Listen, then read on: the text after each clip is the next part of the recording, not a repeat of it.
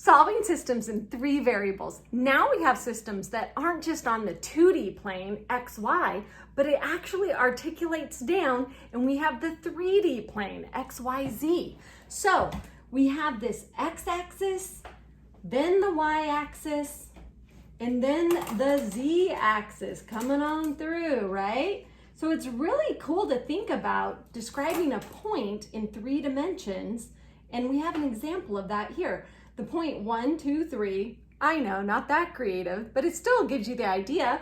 So we'd go on the x-axis, up 1, over 2 for the y-axis, and then up 3 on the z-axis. So now we have this point described in a 3-dimensional plane.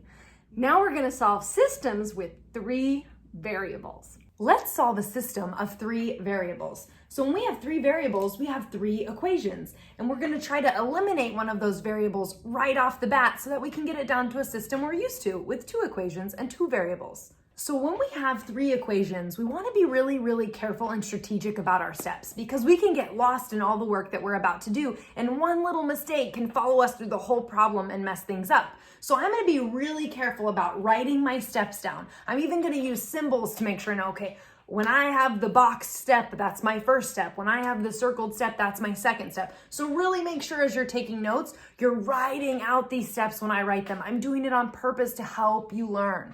Looking at this system of equations, I want to choose the variable to eliminate first. And I want to pick the easiest variable, the one that would require the least amount of multiplying for me. So as I look, I can kind of see my x's, my y's, my z's. The x's, I could multiply this one by 2, this one by 2, and somehow eliminate there, but then I'd have to be multiplying by a negative at some point, and that's kind of tricky sometimes.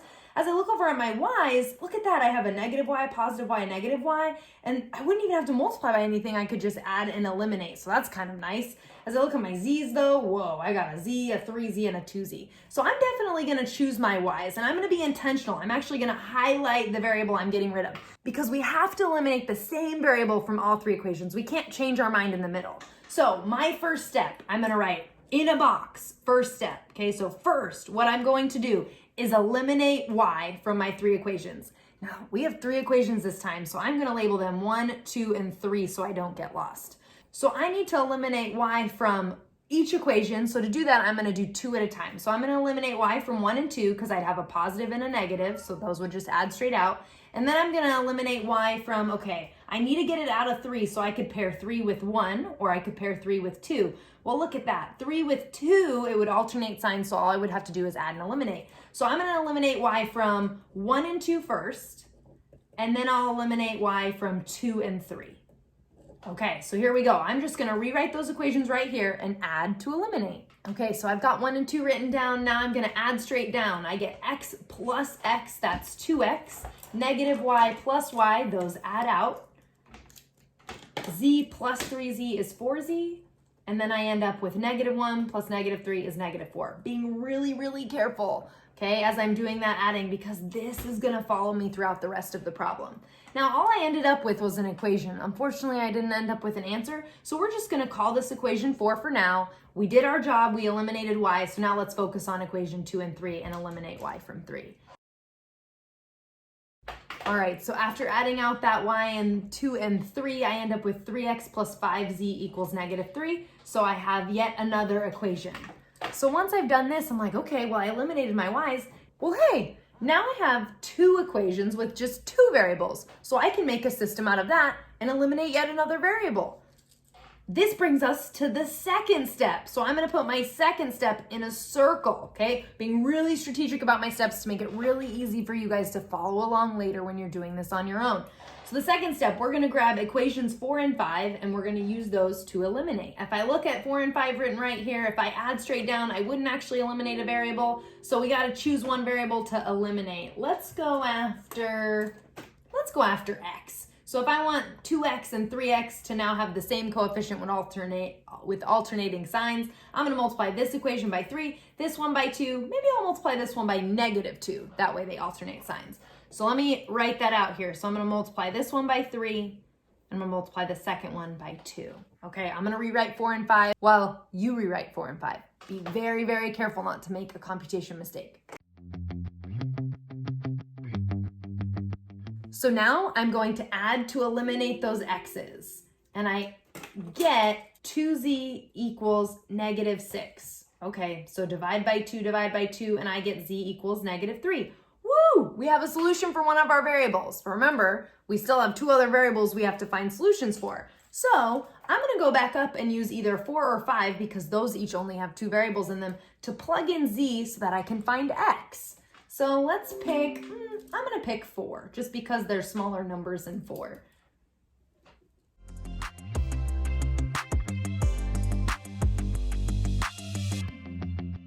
Look at that. Now I have two solutions. I have z equals -3 and x equals 4. So now that I have two solutions, how am I going to find the third solution?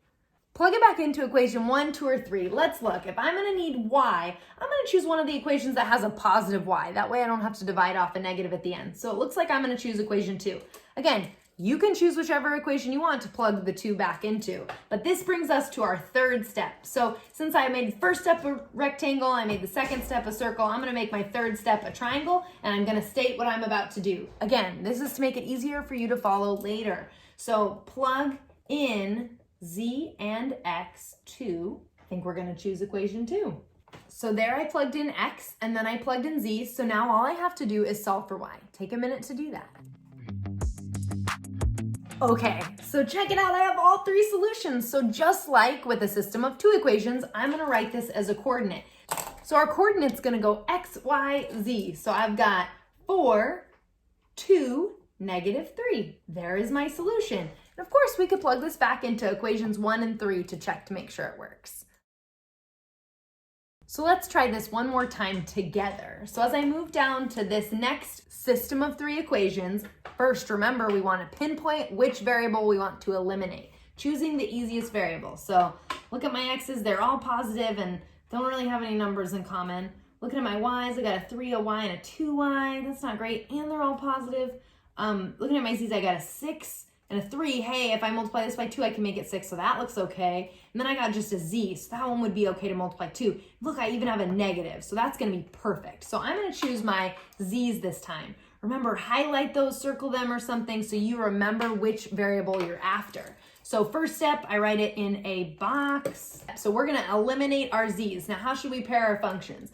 I want to try to use that negative sign to my advantage so I don't have to multiply anything by a negative. So I think I'm going to pair equation 1 and 3 together. That way I can eliminate z. And then I still need to eliminate z in the second equation, so maybe I'll pair the second and third equation. That way I'm using that negative sign as much as I can. Eliminate z from 1 and 3, and then 2 and 3. You could choose to do it a different way. I'm just trying to choose the path of least resistance where I won't make the most mistakes. Okay, so like I said before, I'm getting rid of the z's, not gonna change my mind even though I wrote my equation. So if I'm getting rid of the z's here, I'm gonna wanna multiply this second equation, or I guess it's really the third equation, by 6. That way I have -6z plus +6z, and those would add away and eliminate. So let's do it.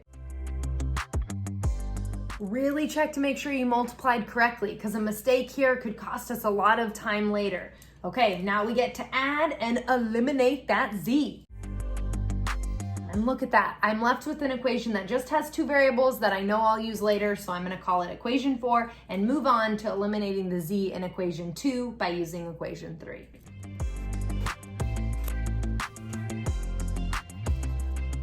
Okay, so I multiplied equation 3 by 3 so that I could get 3z plus -3z to add away, and I can eliminate. I know that some of you might be like, oh yeah, I'm really getting the hang of this, and you might start skipping steps. I'm just gonna warn you right now, be really, really careful and strategic about showing your work on these problems, because any little bitty mistake is just gonna mess up the whole problem. And I know you've heard me say this already, but it is just that important. Okay, so I'm gonna add down.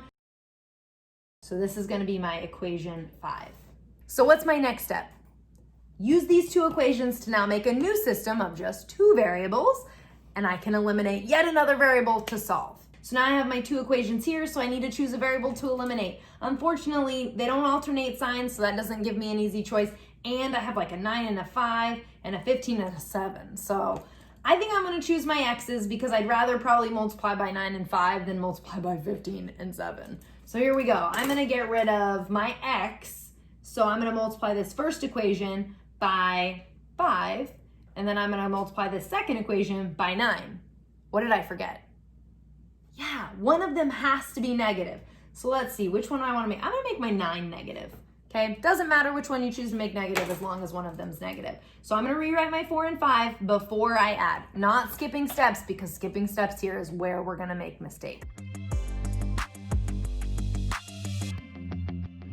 Okay, so check it out. I multiplied my entire equation 4 by 5, and I multiplied my entire equation 5 by -9, being really careful with that sign. Look at that. I got -45x, -63y, and +207. So now I can add straight down really, really carefully, getting to eliminate those x's, which was my whole intent. 75y minus, I guess really plus a -63y is going to be 12y equals -255 plus 207 is -48. And then I'm going to divide off my 12 and get y equals -4. Whew, man, lots happened there. So being just really, really careful. Now that I have one variable, I can use one of my 2 variable equations to solve for the other. So which one looks nice? Ooh, look, that would be 15y. I'm gonna go ahead and go with the one that has a 7y. Less work for me. So I'm gonna plug this into equation 5. Look at that, I barely fit that solution in there, but I've got it, x equals 1. So far I've got y equals -4, x equals 1. So now my beautiful third step is to use those 2, plug them into one of my original 3 equations that have 3 variables to solve for my final variable, z. Which equation should I choose? Well, I don't like that this last equation has a -z because I'm going to solve for z, so I'm just going to choose the first equation. Look at that. I've got 3 beautiful solutions. They came out to pretty nice numbers, so I'm thinking I'm doing the right thing, even though fractions are normal as well. So I'm going to make sure I write my final answer as x, y, z, a nice big coordinate. 1, -4, 3. Look at that. And remember, I could go back and check these. Since I used equation 1 to find the answer, I could check them in 2 and 3 to make sure I'm doing things right. So that's systems with 3 equations. Not too bad if you're really careful about following steps. And what's kind of cool is we look pretty smart doing it. Look at all this math. It looks great, and it wasn't that bad. If we break it into those 3 steps and really be careful about our work, we can totally do this.